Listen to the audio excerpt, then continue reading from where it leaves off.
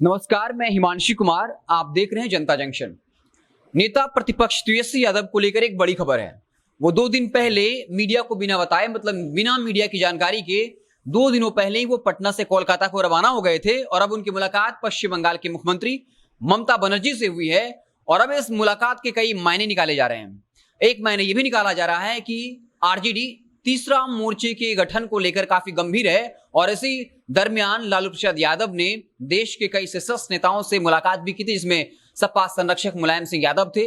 इसके अलावा रांगपा राष्ट्रवादी कांग्रेस पार्टी के प्रमुख शरद पवार शरद यादव से मुलाकात की थी और लालू यादव लगातार अब इसकी आवश्यकता बता रहे हैं कि देश को तीसरे मोर्चे की जरूरत है। और इसी परिप्रेक्ष्य में हो सकता है कि तेजस्वी यादव ने ममता बनर्जी से मुलाकात की हो, यानी आरजेडी अभी से 2024 के लोकसभा चुनाव को लेकर गंभीर है कि आखिर कैसे एनडीए का जो विजय रथ है उसको रोका जा सके। और तेजस्वी यादव इसी मसले को लेकर हो सकता है ममता बनर्जी से मुलाकात करने पहुंचे। हालांकि बता दें कि जब पश्चिम बंगाल में विधानसभा का चुनाव हुआ था उस वक्त भी तेजस्वी यादव वहां पहुंचे थे और बिना किसी शर्त का समर्थन दिया था। और इसका फायदा भी विधानसभा चुनाव में देखने को मिला, क्योंकि अगर हम आपको पश्चिम बंगाल का डेटा दें तो वहां की आबादी 11 करोड़ है, लेकिन 1.5 करोड़ ऐसे लोग हैं जो हिंदी भाषी हैं।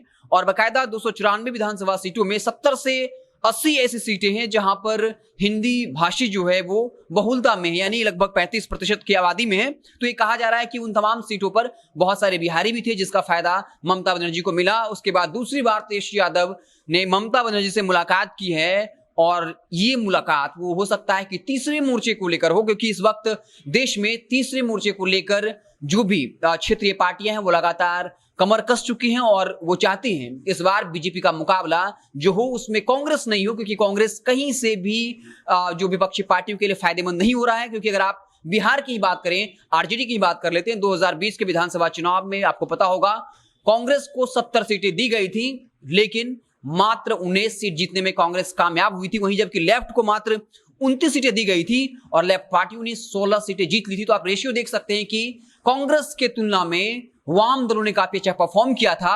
और जिसके बाद आरजेडी और कांग्रेस के रिश्ते तल्ख भी हो गए थे और आरजेडी के नेता शिवानंद तिवारी ने बाकायदा राहुल गांधी पर सीधे हमला किया था और कहा था कि जब बिहार विधानसभा चुनाव के दौरान पूरा राजनीति अपने चरम पर था, उस वक्त राहुल गांधी शिमला में अपने बहन के फार्म हाउस पर पिकनिक मना रहे थे। उन्होंने साफ तौर पे कहा कि बिहार में महिलाएं बढ़ चढ़कर वोट करती हैं, लेकिन प्रियंका गांधी एक भी रैली करने नहीं आई। वहीं राहुल गांधी ने सिर्फ 3 दिनों तक जो है बिहार में रैलियां की, वो मात्र 3 दिनों तक रहे, जिसके बाद कांग्रेस और आरजेडी के बीच जो है बयानबाजी का दौर छिड़ गया था। कहीं ना कहीं आरजेडी के कार्यकर्ता भी मान रहे थे कि कांग्रेस के खराब परफॉर्मेंस की वजह से महागठबंधन सरकार बनाने से चूक गई और एनडीए सत्ता में आ गए।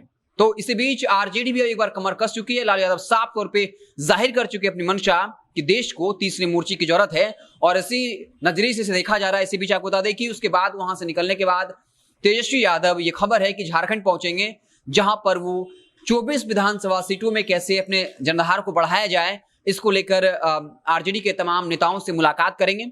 आपको बता दें कि पिछले विधानसभा चुनाव में आरजेडी ने बाकायदा जेएमएम के साथ मिलकर चुनाव लड़ा था महागठबंधन की तरफ से और उसके एक विधायक जीतने में सफल हुए थे और इस वक्त कैबिनेट में मंत्री भी हैं। और पिछले विधानसभा में आरजेडी को 7 सीटें भी मिली थी। और इस बार खबर यह है कि हो सकता है कि उनकी मुलाकात हेमंत सोरेन से हो, लेकिन आपको याद होगा हेमंत सोरेन ने एक विवादित बयान दिया था और कहा था कि भोजपुरी भाषा बोलने वाले महिलाओं का बलात्कार करते हैं और मगही और भोजपुरी भाषा वाले लोग डोमिनेटिंग होते हैं और हम झारखंड का बिहारीकरण नहीं होने देंगे।